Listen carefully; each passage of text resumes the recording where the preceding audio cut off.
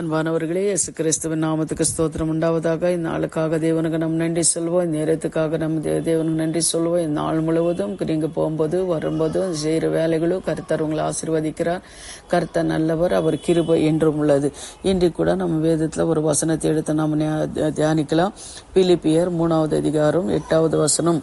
அது பாருங்க, என் கர்த்தராகிய கிறிஸ்து இயேசுவை அறிகின்ற அறிவின் மேன்மைக்காக எல்லாவற்றையும் நஷ்டம் என்று எண்ணிக்கொண்டு இருக்கின்றேன் என்று பவுல் சொல்லுகிறார். பாருங்க, ஆனா என் கர்த்தராகிய கிறிஸ்துவை அறிகின்ற அறிவின் மேன்மைக்காக எல்லாவற்றையும் நஷ்டம் என்று. ஆனா என்ன பண்றாருன்னா, அவர் மீன் பிடித்தவங்க தான். ஆனாலும் அவர் என்ன பண்றாரு, கிறிஸ்துவின் மேன்மையாக நான் பாராட்டணும். கிறிஸ்து தான் எனக்கு எல்லாமே. இந்த உலகத்துல எனக்கு எதுவுமே இல்லை, எல்லாமே என்ன இருந்தாலும் அது நஷ்டம் என்றுதான் நான் கருதுகிறேன். ஆனா எனக்கு மேன்மை பாராட்ட எனக்கு எந்த ஒரு அதிகாரமும் கிடையாது அப்படின்னு சொல்லி அவர் என்ன பண்றாரு, பவுல் சொல்றார். பவுல் இயேசு கிறிஸ்து கூட இருந்தார். அவர் செய்த நன்மைகள் எல்லாம் பார்த்தார், அற்புதங்கள் எல்லாம் பார்த்தார். அவர் என்ன பண்ணாருன்னா, ஒரு வைராகியம் அவருக்கு இருந்தது. இயேசு கிறிஸ்துவுக்காக நம்ம எது வேணாலும் செய்யலாம். ஏன்னா அவர் உயிரோட இருக்கிற தேவன் மரித்து அவர் உயிரோட வந்திருக்கிறார். அவர் உயிரோட இருக்கும்போது எவ்வளவு அற்புதங்களை செய்தார், அதிசயங்களை செய்தார். மரித்தவங்களை எழுப்பினார், குஷ்டரோகிகளை சுஸ்தமாக்குறார். வானத்தையும் பூமியும் படித்த தேவன் அவர். அவரு தவிர எனக்கு இந்த உலகத்துல எதுவுமே எனக்கு வேண்டாம். எந்த மேன்மை நான் பாராட்டா எனக்கு அதிகாரம் கிடையாது. கிறிஸ்துவே அவர் மட்டும்தான், அவர் பத்தி தான் நான் மேன்மை பாராட்டுவேன் அப்படின்னு சொல்லி அவர் என்ன பண்ணாரு, ஒரு வைராகியமா வாழ்ந்தார் அப்படின்னு சொல்லி நம்ம பாக்குறோம்.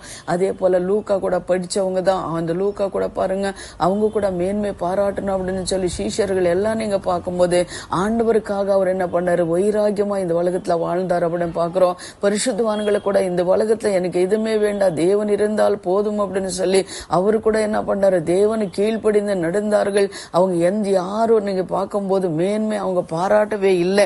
எனக்கு இது இருக்கு அது இருக்கு அப்படின்னு சொல்லி அவர் ஆண்டவர் எவ்வளவுக்கு எவ்வளவு ஆசீர்வதித்தாலும் அவருக்கு அவர் தாழ்மையாக அவர் இருந்தார் அப்படின்னு சொல்லி நம்ம பார்க்கிறோம். மேன்மை யாரும் பாராட்டல அப்படின்னு சொல்லி கூட நம்ம பார்த்து கொண்டிருக்கிறோம். அன்பானவர்களே, அது போல நாம கூட இந்த உலகத்துல நமக்கு மேன்மை பாராட்ட எதுவுமே கிடையாதுங்க. இந்த படிப்போ, இந்த பட்டமோ, இந்த ஆஸ்தியோ, அந்தஸ்தோ, வீடோ எது இருந்தாலும் நம்ம மேன்மை பாராட்ட நமக்கு எந்த ஒரு அதிகாரமும் இல்லை.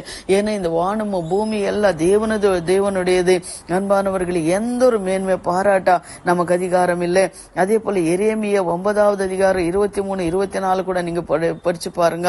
ஞானி தன் ஞானத்தை குறித்து மேன்மை பாராட்டுகிறான். பராக்கிரமம் தன் பராக்கிரமத்தை குறித்து மேன்மை பாராட்ட வேண்டும்.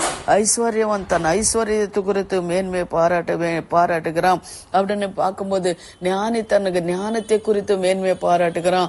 ஐஸ்வர்யவன் தன் ஐஸ்வர்யத்தை குறித்து மேன்மை பாராட்டுகிறான். பணக்காரன் தன் பணத்தை கொடுத்து தன் படிப்பை கொடுத்து மேன்மை பாராட்டுகிறான்.